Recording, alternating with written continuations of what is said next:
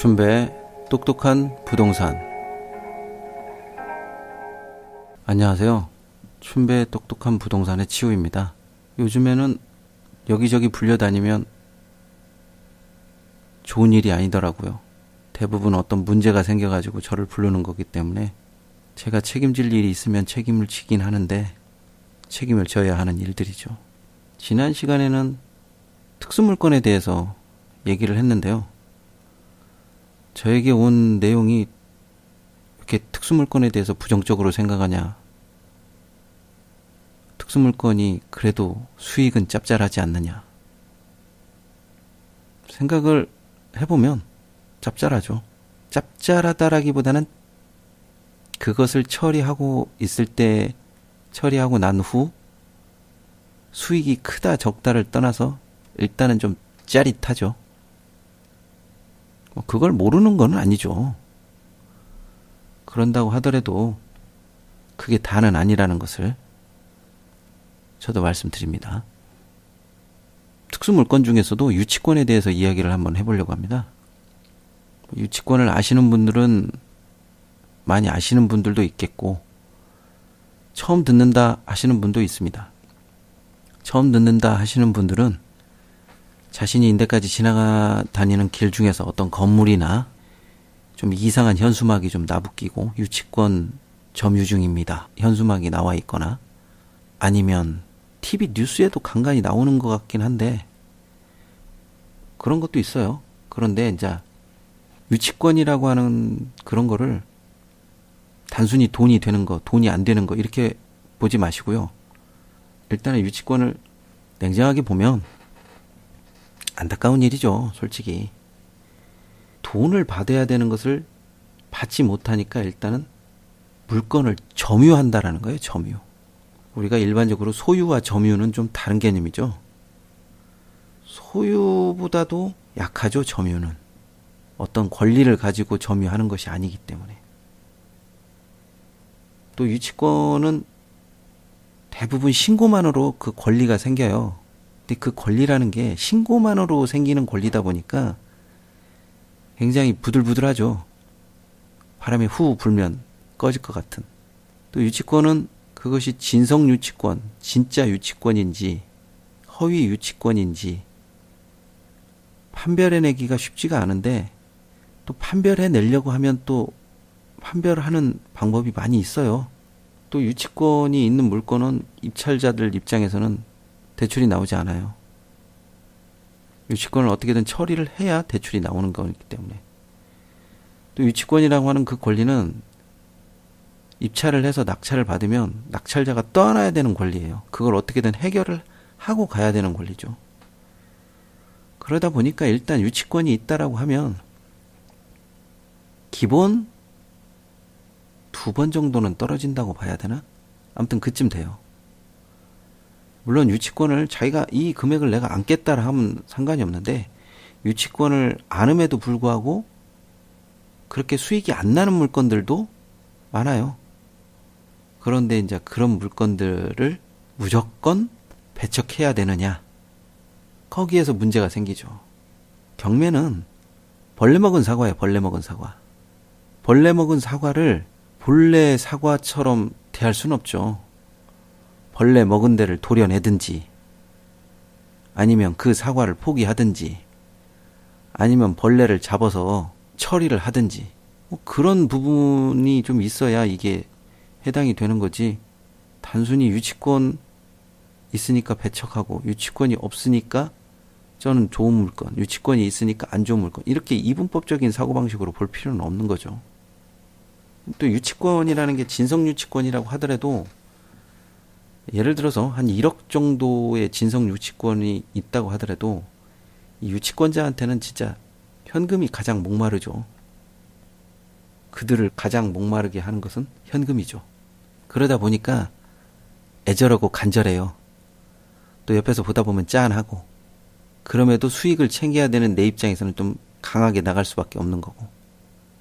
근데 여기서 팁을 하나 더 드리면, 유치권의 한 7, 80%가 또 가짜예요. 신고만 하다 보니까. 두 눈 부리켜고 저거를 한번 가짜니까 내가 밝혀내겠다. 또 쉽게 밝혀지는 게 또 유치권이거든요. 대부분 조금 공사대금이 거의 90%를 차지할 것 같아요. 자연스럽게 뭐 공사대금 못 받으면 뭐 유치권이 생겨날 수밖에 없는 거죠. 일단은 유치권을 행사한다라는 것은 목적물을 점유하고 있어야 되고요. 목적물에 대한 대금 채권이 반드시 또 존재해야 하고, 또 변제 기회에 있는 채권이어야 되는데, 점유가 약간 불법이라고 하는 것으로 판정이 되면 유치권이 곧바로 소멸돼 버려요. 따라서 적법한 점유도 굉장히 중요한데, 그런 걸 따지기 전에 유치권을 푸는 방법에 대해서는 춘배 시리즈에서 또 많이 나와 있어요. 사실상 뭐 유치권이 뭐 어떤 대단한 그런 것도 못 되는 것 같고, 또 과연 유치권 금액이 과연 적정하냐 적정하지 않느냐를 또 따지다 보니까 소송이 무한정 길어지는 경우도 있고, 그렇더라고 하더라도 유치권을 적절하게 협상하고, 유치권은 막 소송 전쟁이 이어질 거라고 막 생각하시는 분들도 많은데, 소송에 관한 부분은 사실상 최후의 카드지 최선의 카드는 아닌 것 같아요.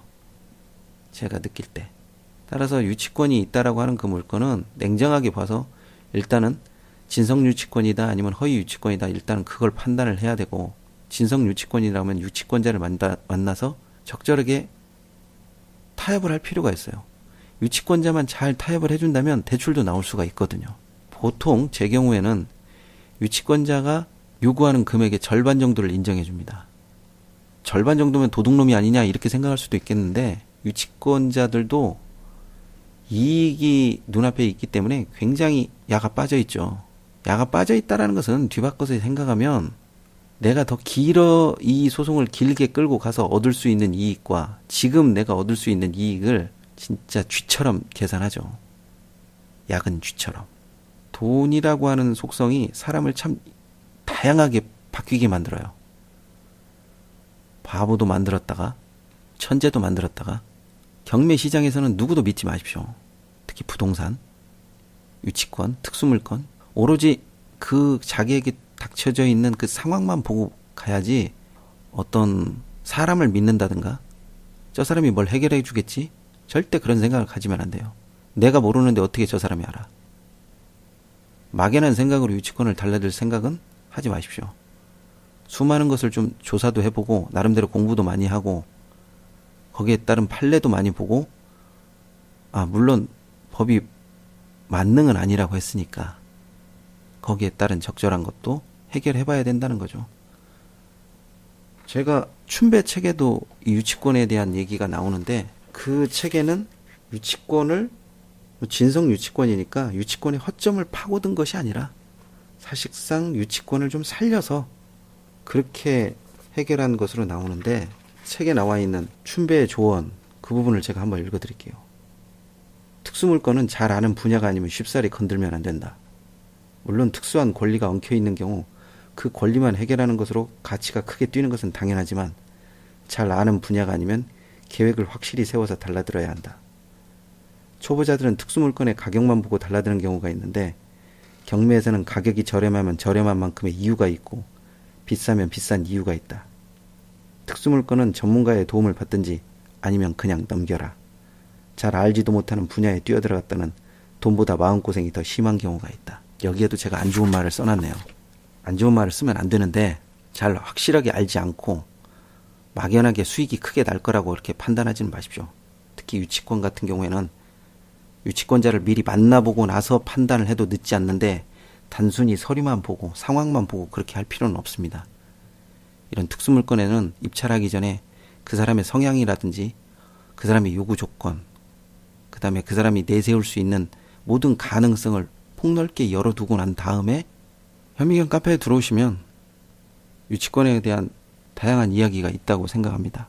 물론 그 이야기를 다 받아들인다는 것은 좀 문제가 있는 것 같고요. 어느 정도만 받아들인다고 하더라도 또 유치권의 진면목을 좀 볼 수도 있고요. 또 저에게 유치권에 관한 질문을 남겨주셔도 좋고요. 또 현미경 카페에서 꼭 반드시 특수물건 이런 것만 검색 안 하시고 부동산의 전반적인 모든 것을 보신다고 하더라도 좀 더 나은 물건도 많이 있고요. 굳이 경매를 통하지 않고 해결할 수 있는 많은 방법들이 있기도 하고요.